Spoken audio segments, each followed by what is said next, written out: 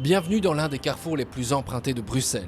Chaque matin, la même recette, une pincée de klaxons, des milliers de pots d'échappement et un soupçon d'impatience. Tous ici font face au même problème, l'augmentation du prix des carburants.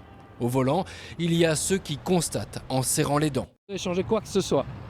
Non, pas spécialement, non. Non? J'ai pas le choix, donc voilà. Ceux aussi qui entrevoient des alternatives. Avant, je prenais beaucoup le train et j'ai renoncé parce que c'est trop cher. Mais là, si les prix du train restent stables, je reprendrai le train. Et puis ceux qui ont déjà quelque peu adapté leur conduite. Je roule le moins vite sur l'autoroute.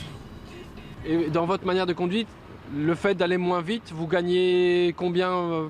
Vous savez, vous avez une idée? Je fais 100 km en plus avec le plein. Au-delà de la vitesse, voici les recommandations d'un expert en conduite économique.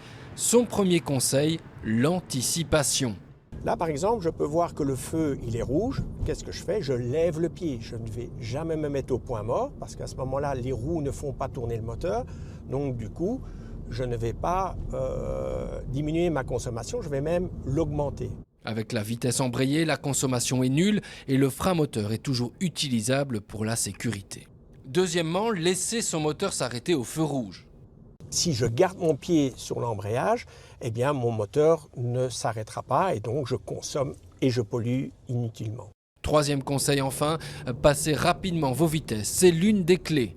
Rouler éco, c'est lancer sa voiture, comme avec son vélo, on pédale beaucoup et puis on se laisse aller. Et la voiture, à ce moment-là, elle va utiliser son inertie. Soyez également attentifs à contrôler régulièrement la pression des pneus et à éviter tout freinage brusque, tant pour les émissions de particules fines que pour l'usure trop rapide de vos plaquettes.